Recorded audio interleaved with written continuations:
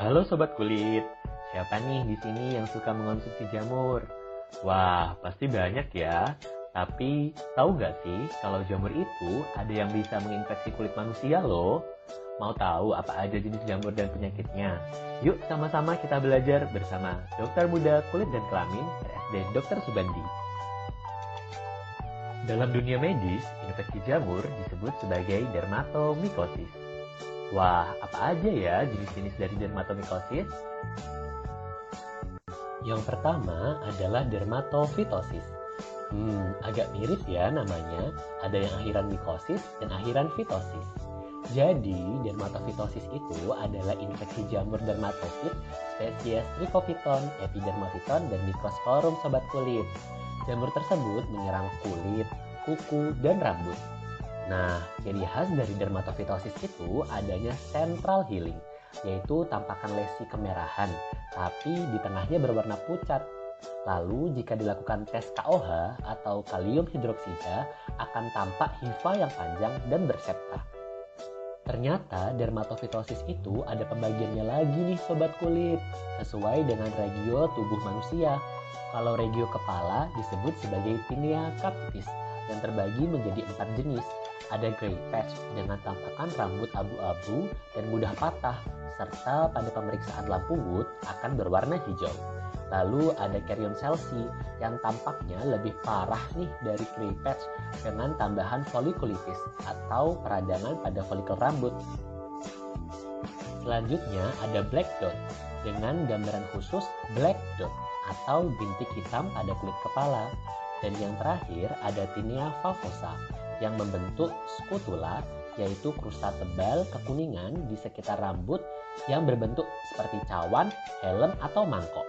Ditambah dengan aroma yang tidak sedap seperti bau tikus yang disebut mousy odor.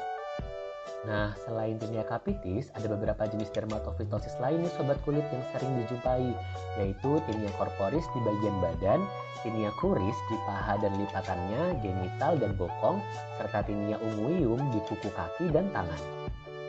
Pada tinea unguium ada ciri khasnya nih sobat kulit, yaitu yang pertama, kuku yang mudah terkelupas akibat rapuh yang disebut onycholisis. Yang kedua, ada perubahan warna menjadi kuning kehijauan yang disebut dyschromafia. Dan yang terakhir yaitu penumpukan jamur di bawah kuku sehingga tampaknya kuku itu menebal padahal aslinya rapuh dan mudah terkelupas.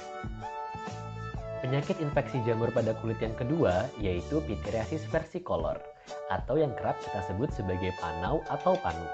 Hayo, siapa nih di antara sobat kulit yang panuan? Enggak lah ya, kan sobat kulit pada rajin semua nih ngebersihin badan. Mantap! Jadi, panu itu merupakan infeksi jamur Malassezia furfur yang memberi penampakan bercak berskuama halus berwarna putih sampai coklat kehitaman yang terasa gatal nih sobat kulit, terutama ketika berkeringat.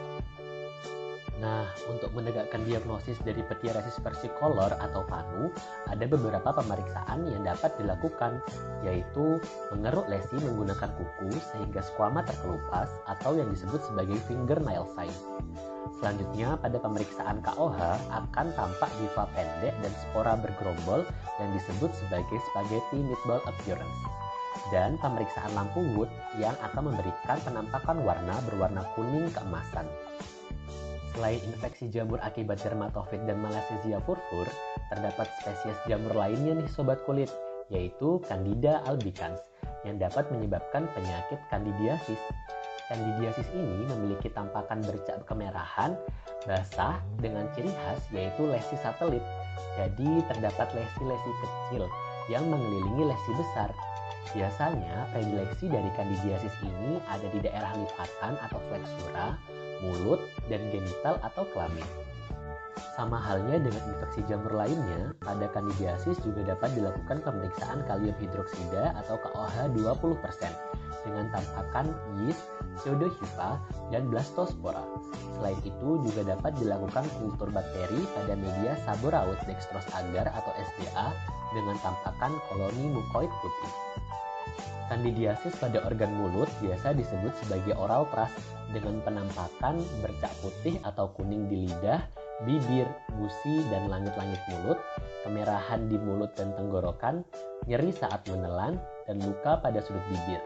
Sedangkan kandidiasis vulvovaginal biasanya terasa gatal yang ekstrim di vagina, terasa nyeri dan terbakar saat buang air kecil, rasa tidak nyaman selama berhubungan seksual, pembengkakan di vagina dan vulva, dan keputihan yang menggumpal.